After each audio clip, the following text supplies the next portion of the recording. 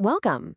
If you are a focused learner looking to uncover the deep truths of ancient texts without all the noise and distraction of modern debates, well, you're definitely in the right place. Today, we're exploring the very first page of the Bible, literally the opening of the opening. We're going to look closely at what the text actually says before we ask what it means, and we'll be zeroing in on one of the most fascinating, head-scratching details in all of ancient literature. Here's the thing. Genesis says God created light 3 days before he created the sun, the moon, or a single star. Just think about that for a second. No sun, no stars, just light. To our modern minds, that probably sounds incredibly strange, right? So let's ask the obvious question. What exactly is this light, and why in the world does the Bible put it here before anything else even exists to produce it? By the end of this explainer, we're going to understand exactly why Genesis introduces creation in this highly specific order, and why that order is profoundly important. Okay, let's dive into the text itself.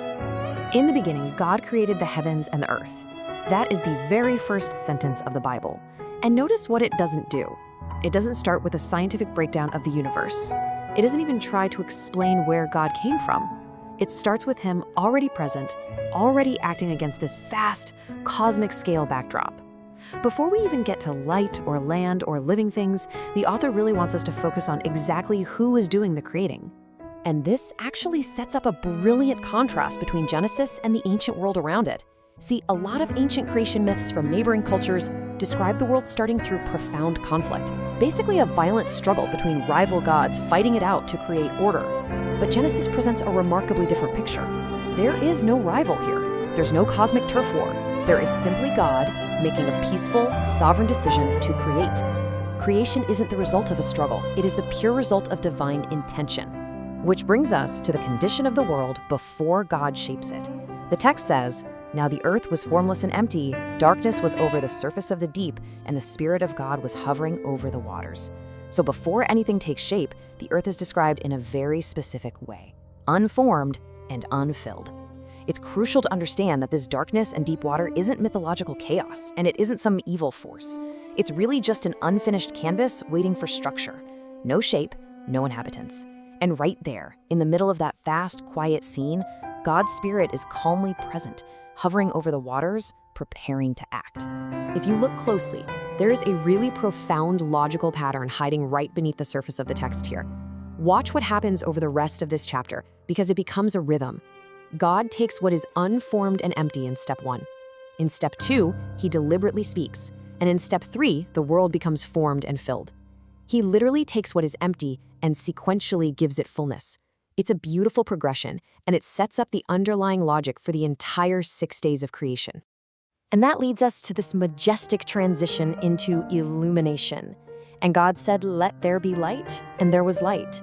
And there it is. Our opening mystery is actually answered right here. God speaks, and light simply exists. So why does this light appear here 3 days before the sun is created? Well, Genesis isn't explaining this like it's trying to solve a modern scientific puzzle. The placement itself is making a theological point. Light bursts forth tied directly to God's spoken word, long before the sun is assigned its function. The sun will serve a practical purpose later on, marking days and seasons, but light itself and the God who made it absolutely comes first. What happens next is just as fascinating.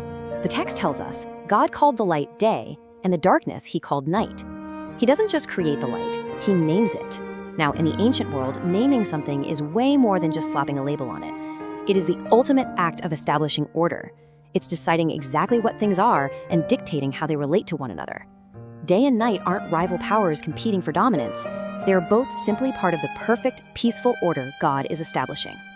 And that sense of order just keeps building. We read, "And there was evening and there was morning," the first day.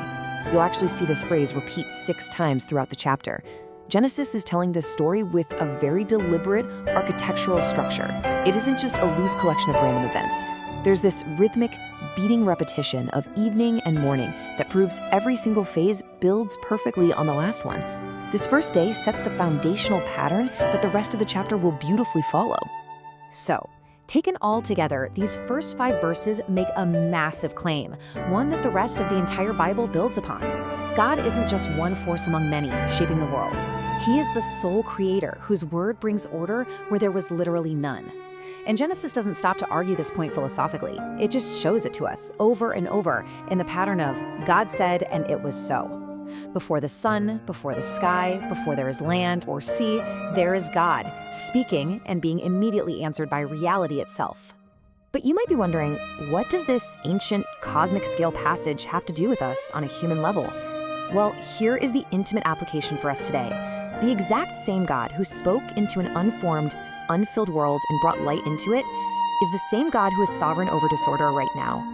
This isn't some magical promise that every uncertain situation in your life will instantly resolve on command, but it does remind us of who God fundamentally is.